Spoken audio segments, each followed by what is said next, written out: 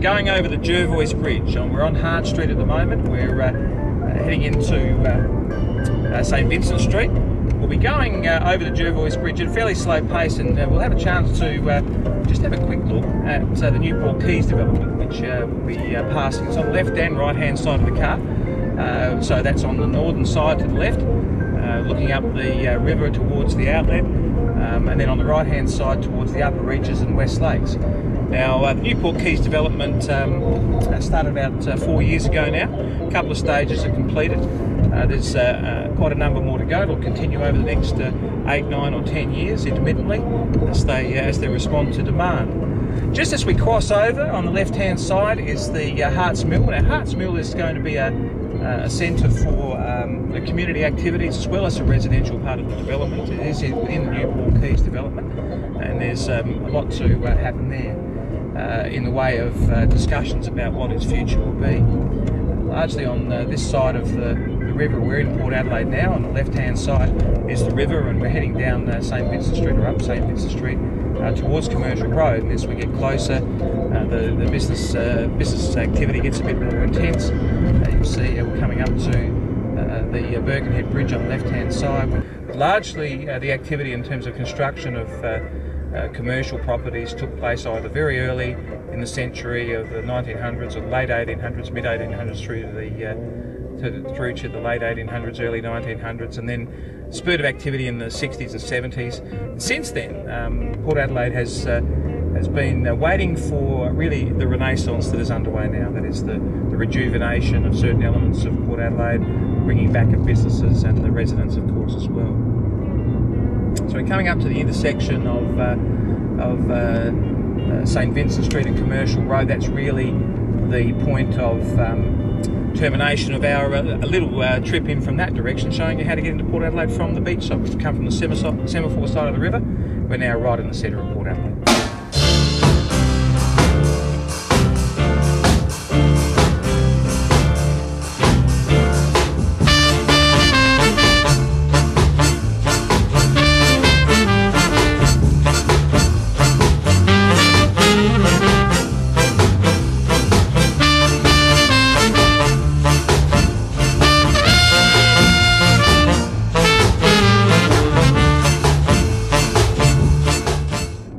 Driving through this part of Port Adelaide on the extension of St Vincent Street here, you go through the courts, past the courts buildings and the police station on the right hand side. We're heading down towards where the wool stores are. Now, the wool stores are basically untouched. Obviously, from when Australia rode on the sheep's back many years ago, the wool stores are a substantial part of that history. And you go around these side streets. In fact, we'll take a quick dash down one of those and you'll see the incredible nature of the buildings that are constructed here. Really fabulous array of structures from the early 1900s for the most part. This one here, for example, Elder Smith Wool Store. It's like a long alleyway of tall buildings. These wool stores are a fantastic structure. You can see the old connections that were made between the buildings across the gangways there. And of course there's talk about how these might eventually be utilised, because predominantly they're empty at the moment and not active, and of course the thoughts are that one day this will be a fabulous residential area, and just like the rest of Australia, you find there's an extraordinary amount of redevelopment of these wool stores or these type of old warehouses and turning them into new residences. And that to some degree has already happened in Port Adelaide. You can see that in the areas closer to Commercial Road, just the odd warehouse that's been turned that way. Go down Baker Street here and you just get a bit more of an idea of what those are like. Those wool stores, look at the size of them, tremendous size. Of course, many of them are still being used. There's one that's being used at the moment as a base for obviously shipping something, but not to the degree that it was. They were operational back in the 1900s and late 1800s when Australia did ride on the sheep's back. Okay, we're out near the Colac Hotel, heading away from the wool stores. Of course, along the dockside here up and towards the Colac Hotel, there's the Yelta. The One and All is also there. They're ships that have historically been found their home in Port Adelaide, and a wonderful sight on the river. And of course, over the other side of the river, from this section here, around where the Birkenhead Tavern is earmarked to be a precinct. It's called, for maritime history, it's called Cruikshank's Corner, and the idea is that the Queen Adelaide ship that's over in Scotland, I think at the moment, is due to be brought back here at some point, and that would be based there. And they're trying to work out what sort of money can be allocated to that precinct to really make it something extraordinary in terms of recording the history of the area. The College Street Chambers here is a big business incubation unit there that does a great job of looking after small businesses and getting them off the ground. The Port Dock Hotel, Brewery, hotel there, which is well known for a great meal, and of course brews their own beer there. On our right hand side we've got really the Newport Quays Dock 1 stage, which has been held up at the moment, but it will continue at some stage in the future. They've just got to get on top of a couple of issues there, and no doubt that will be well underway with fantastic housing there. Again more warehousing through these sections. This is the old part of Port Adelaide, the area which was built up from originally quite some feet below us, and all of these extraordinary warehouses and the docks were built on fill over those early parts of the history of Adelaide, and the docks created, etc. If you look at the early photographs, you can see how it drops away, and then the amount of activity and industry that was based around this part of Adelaide was extraordinary. The amount of labour that was involved, and hence the reason that there's so many fabulous hotels around here is because, well, it was really a drinking man's part of town. And you know, whether it be the sailors off the ships or the guys on the docks, they were of course going to you know, get down and make great use of those hotels. And heading up towards the lighthouse, which was originally based out in the channel right outside the opening to the channel is the Port River, where the boats came up. You've got this has been shipped up here now, and it used to have a residence attached to it, as I understand, and was people would live on that out in the channel. So that was in the late 1800s. It's been brought back inside now, and it's just a landmark feature of the area.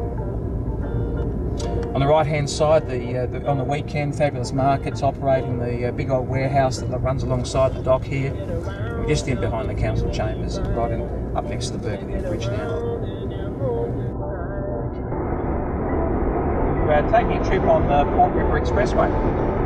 This is a major arterial road, trunk road as some people call them, which takes you out to the northern suburbs of Adelaide. Now that's really important because it's taken out about 26 sets of traffic lights for people who are travelling or commuting between, say, Salisbury and Port Adelaide. Now the other thing is it's made for the truck transport to come down to the port, and particularly up the Lefevre Peninsula, very conveniently and easily. And of course, from the point of view of the people who come down here to enjoy it as a tourist destination from the northern suburbs, just the day trips, etc., it makes it all that more convenient. And there are people who even commute from the Barossa Valley using this road because of now the travelling time is only 50 minutes, and in some cities in Australia that's actually a fairly short period of time. And just about to head across the Diver Derrick Bridge. And the Diver Derrick Bridge was established a couple of years ago now, and it's been a fabulous asset to accessing the peninsula here. It's an opening and closing bridge, which is vitally important to the people of Port Adelaide, because the people of Port Adelaide really argued long and hard to make sure that that bridge was opening and closing, so that the bigger ships could get up into the upper reaches of the Port River. That will be seen to have its greatest benefits in terms of that opening and closing bridge being available when the City of Adelaide eventually makes its way to the peninsula here and is based perhaps at Cruikshank's Corner. At least that's the plan. We're going to go past, we're heading past that area in a moment or two, because as we cross this bridge, on the left hand side is Port Adelaide beginning. Coral Lake Hotel is only a few hundred metres away, although we can't get to it directly from here. And then as we head towards the bridge, it curves off to the right hand side. You'll find that the bridge is in two parts. There's a rail bridge which opens and closes, that takes all the heavy transport down the peninsula, the mining, produce, etc., through to the export terminal there. There's a lot of industry on this side of the river, you'll see, and of course course, as we cross the river, on the left-hand side is Port Adelaide. Down immediately on the left-hand side, just before we get to the river, is the extent of Newport Quays development of the commercial part of the, if you like, the industrial and commercial part, which is supposed to be based around this area in the process of undertaking those developments at the moment. Off to the left-hand side, the Birkenhead Tavern. There's Cruikshank's Corner. This is, as I said before, the major point of access for those from the north. You wouldn't choose to come down Grand Junction Road if you could avoid it. If you want to take this road, it cuts perhaps 10 or 12 minutes out of the trip, but it's it makes so much difference in terms of stress as well, because there's very little in the way of traffic lights to deal with. Heading into Port Adelaide, we've got on the right hand side Semaphore Road, so that just takes you down to the beach. That's a minute and a half in the car, past our office at Brock Harcourts Semaphore on Semaphore Road there.